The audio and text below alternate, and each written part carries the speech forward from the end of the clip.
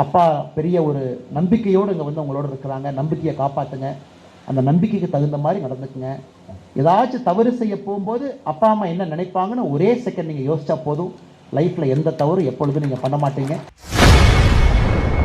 கல்லூரி நிகழ்ச்சி ஒன்றில் பேசிய பாஜக முன்னாள் மாநில தலைவர் அண்ணாமலை, மாணவர்கள் அனைவரும் தங்களது தந்தையின் நம்பிக்கையை காப்பாற்ற வேண்டும் என கூறி மாணவர்களுக்கு அறிவுரை வழங்கியுள்ளார். ஒரு டைரி மெயின்டைன் பண்ணுங்க. Diary is very important. தினமும் நடக்கிறத டைரியில் எழுதி வச்சிருங்க.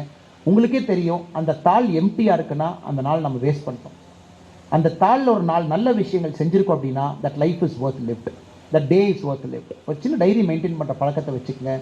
நிறைய விஷயங்கள் நல்லதாக அமையும்.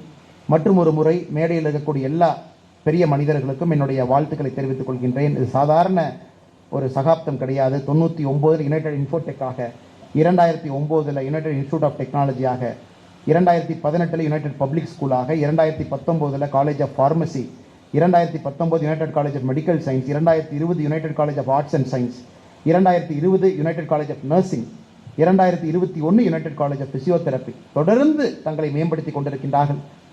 பெரிய மனிதர்கள் ஒரு பெரிய லட்சிய நோக்கோடு உங்களுக்கு கல்வி கொடுக்க வேண்டும் என்கின்ற ஒற்றை நோக்கத்தோடு இந்த யுனைடெட் குழுமத்தை ஆரம்பிச்சிருக்கிறாங்க. ஸோ மேடையில் இருக்கக்கூடிய எல்லா நல்ல மனிதர்களுக்கும் என்னுடைய நெஞ்சார்ந்த வாழ்த்துக்களை, வணக்கங்களை தெரிவித்துக் கொண்டு, பெற்றோர்களுக்கும் இந்த நேரத்தில் என்னுடைய நன்றி கலந்த வணக்கத்தை தெரிவித்துக் கொள்கின்றேன்.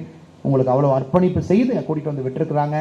ஐ ஸ்டில் ரிமெம்பர் ஃபர்ஸ்ட் டே நான் இன்ஜினியரிங் காலேஜுக்கு போகும்போது இதே மாதிரி எங்கள் அப்பாவும் நானும் 2 தகர டப்பா எடுத்துகிட்டு தான் கோயம்புத்தூர் வந்தோம். எங்கள் அப்பா அதே மாதிரி இங்கே உட்கார்ந்தாங்க. இதே மாதிரி நானும் இண்டக்ஷனில் இருந்தேன். 2002 கிட்டத்தட்ட 23 ஆண்டுகளுக்கு முன்பு நடந்தது. இன்னைக்கு உங்களை பார்க்கும் பொழுது அதே யோசனை தான் எனக்கு வருது. அப்பா ஒரு பக்கம், குழந்தைகள் ஒரு பக்கம்.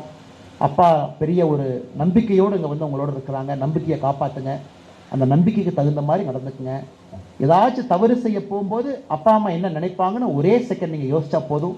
லைஃப்பில் எந்த தவறும் எப்பொழுதும் நீங்கள் பண்ண மாட்டீங்க.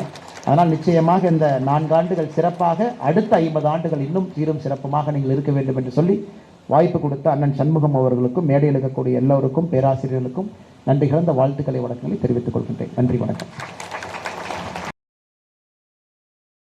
செய்திகளை உள்ளது உள்ளபடி தெரிந்து கொள்ள ரெஃப்ளெக்ட் நியூஸை சப்ஸ்கிரைப் பண்ணுங்க.